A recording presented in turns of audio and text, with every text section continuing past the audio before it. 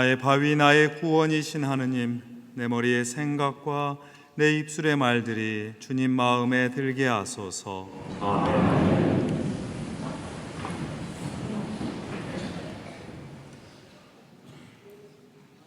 다른 여러 개신교 자매와 형제 교단에서는 이번 주일을 종교개혁주일로 지킵니다. 1517년 어거스틴 수도회의 수사이자 사제였던 마르틴 루터는 중세 서방교회의 부패와 잘못된 신앙 행태를 비판하면서 개혁의 깃발을 올렸습니다. 우리 교회력도 루터가 비텐베르크 교회 정문에 95개조의 비판문을 붙였던 10월 31일, 그러니까 모든 성인의 날 전날을 루터와 동료 종교개혁자들의 축일로 지킵니다. 그리스도인 모두가 이 뜻을 헤아리고 이 사건을 축하할 일입니다. 루터는 수도자로서 엄격한 규율을 따르면서 죄의 용서와 구원의 기쁨을 얻고자 했습니다. 그러나 자신의 바른 행동과 업적에도 기쁨에 다가가지 못하는 자신을 보고 매우 괴로워했습니다. 그는 앞선 교회 신학자들의 고민과 교회의 역사 그리고 현실을 더욱더 깊이 살펴보고 더욱더 정직한 기도를 드리면서 참된 용서와 구원의 진원지를 깨닫기 시작했습니다. 구원은 우리 자신의 업적과 공로가 아니라 하느님께서 인간을 향해 주시는 그 사랑과 자비로 아무런 대가 없이 그렇게 온다는 진리였습니다. 그가 오직 하느님의 은총으로만이라고 강조했던 대목입니다. 우리가 누리는 신앙과 삶은 선물이지 노력으로 얻은 대가가 아닙니다.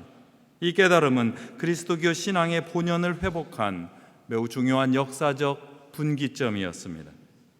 인간은 욕심과 교만이라는 죄 때문에 하느님과의 관계가 깨졌지만 하느님은 사랑 때문에 어떤 조건 없이 몸소 먼저 그 올바른 관계를 회복하여 주셨습니다. 그래서 신앙은 매우 분명해졌습니다. 우리가 내세울 것이 없는 죄인인데도 우리를 그저 의인이라고 인정해 주신 그 은총을 깊이 성찰하고 감사하며 사는 일입니다. 이 성찰은 여러분이나 저나 한 인간이 절대자이신 하느님 앞에 홀로 서 있다는 현실을 깨달을 때 더욱 깊어집니다. 이 예배 안에서 우리는 지금 심판자이신 하느님 앞에 서 있습니다. 하느님 앞에서 우리 자신의 현실을 깨닫는 일이 신앙과 예배의 시작입니다. 오늘 성서의 여러 말씀은 그 현실을 아주 분명하게 들려줍니다.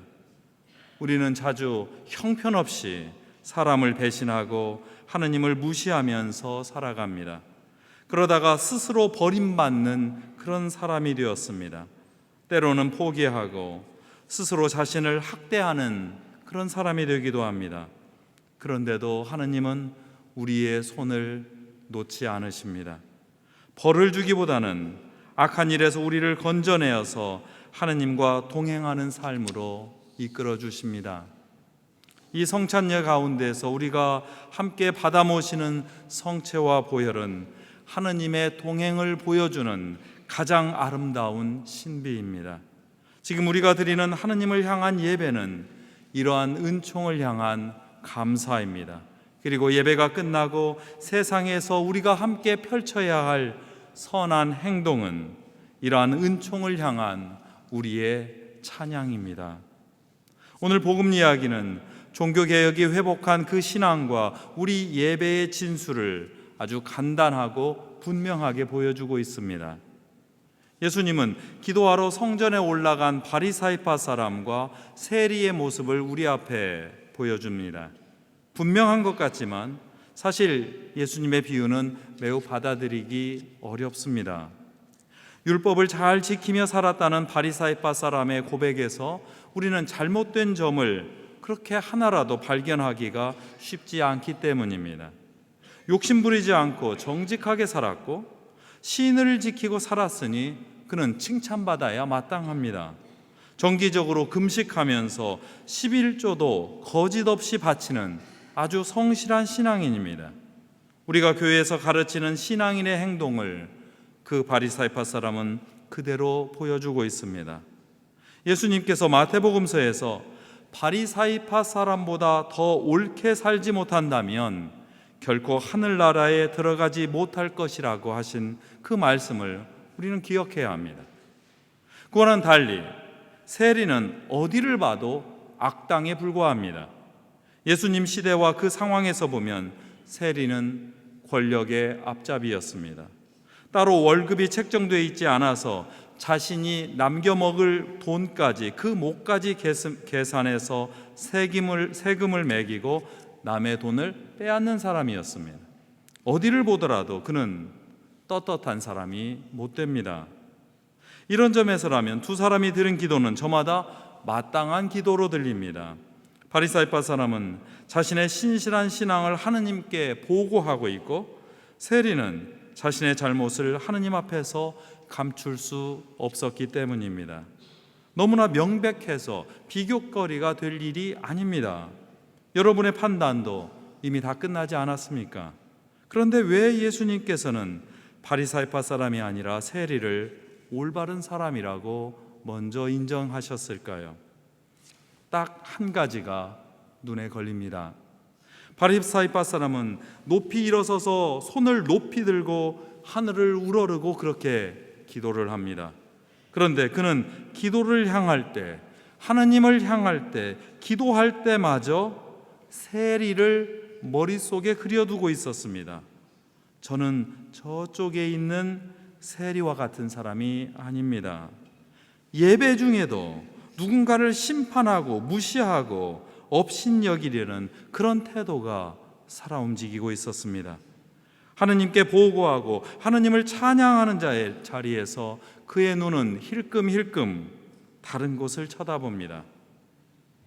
자신을 좋아하고 우러르는 사람에게는 좋은 말을 던지고 자신보다 못한 처지에 있는 사람을 비교하며 자신의 처지를 다행이라고 여기는 태도입니다. 다시 좀 더 자세히 보면 바리사이파 사람은 성전 안쪽에서 여러 사람들에게 둘러싸여 있다는 느낌이 듭니다. 그는 우리처럼 안쪽에 있는 사람입니다.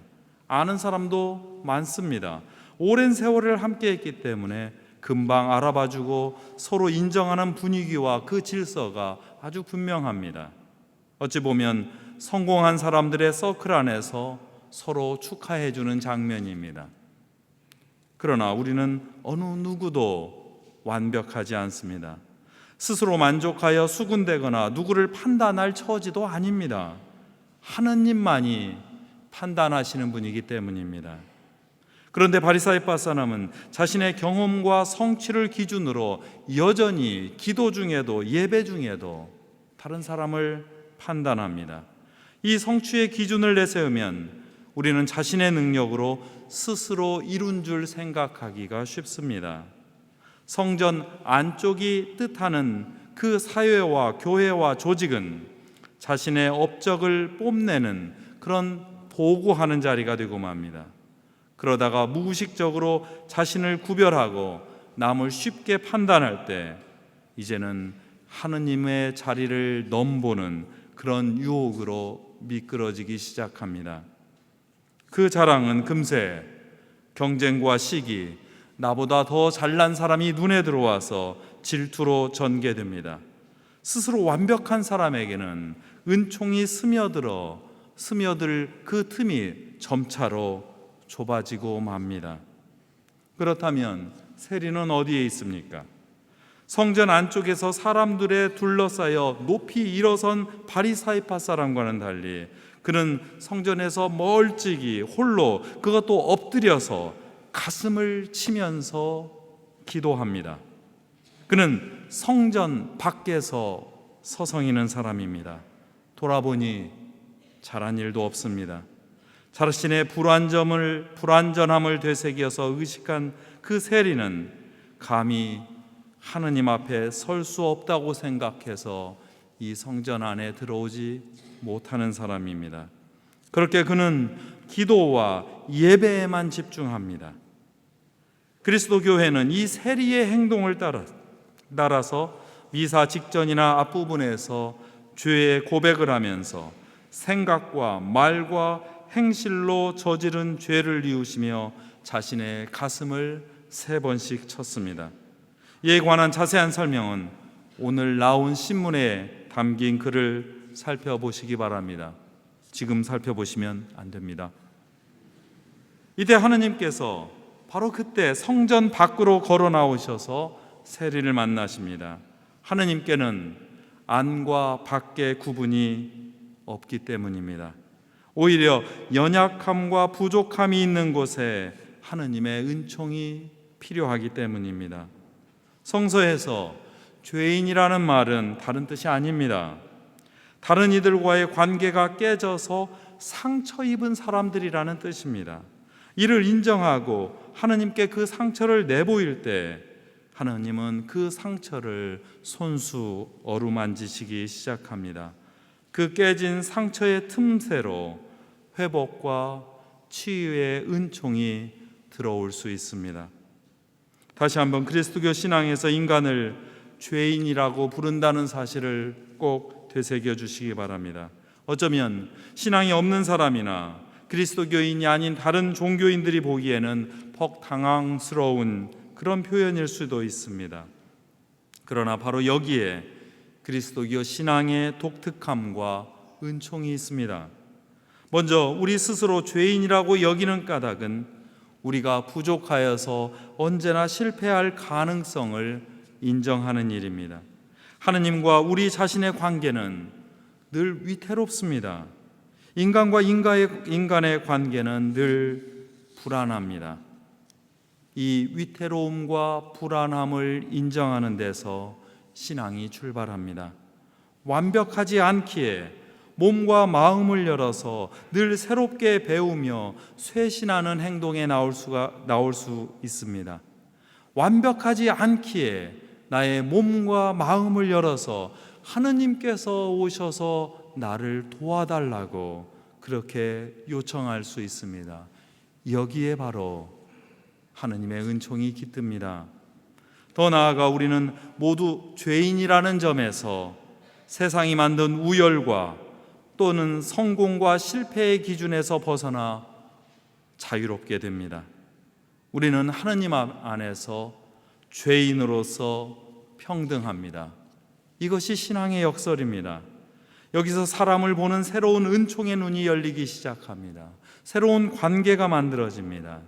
그리스도인으로서 우리는 세상이 만든 잣대가 아니라 하느님께서 만드신 그 잣대로 사람과 세상을 바라보기 시작하기 때문입니다. 새로운 질서에 맞는 새로운 기준의 눈과 귀를 가지고 그렇게 살아달라는 부탁과 기도에 우리는 초대받았습니다.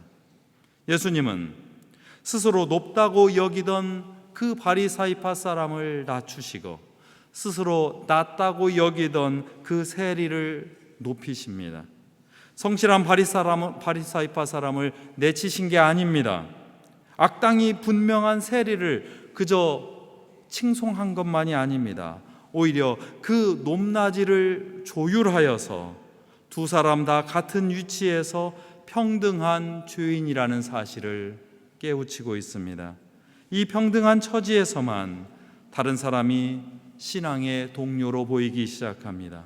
영혼의 친구로 보입니다. 그리고 서로에게서 배울 수 있습니다. 은총을 함께 나눌 수 있습니다. 이렇게 우리는 평등한 죄인으로 상처 입은 그대로 이 교회에 모여서 하느님 앞에 함께 선 존재입니다. 이것이 치유와 축복을 바라는 우리의 참된 기도이며 예배입니다. 바로 여기에 회복의 은총이 스민 복된 삶이 시작되기 때문입니다. 오늘 시편 기자는 이 신앙의 순례길에 오른 우리와 같은 평등한 죄인들을 향해 축복의 노래를 부릅니다. 주님께 힘을 얻어 순례길에 오른 사람은 복되어라. 그들은 오르고 또 올라 시온산에서 마침내 하느님을 뵙게 되리라. 하느님은 성체이며 방패이시니 은총과 영광을 내려주시고 그들에게 어김없이 복을 내려주시리라. 오로지 하느님께 의지하는 사람은, 하느님께만 눈 맞추는 사람은 복되어라. 성부와 성자와 성령의 이름으로 하였나이다. 아멘.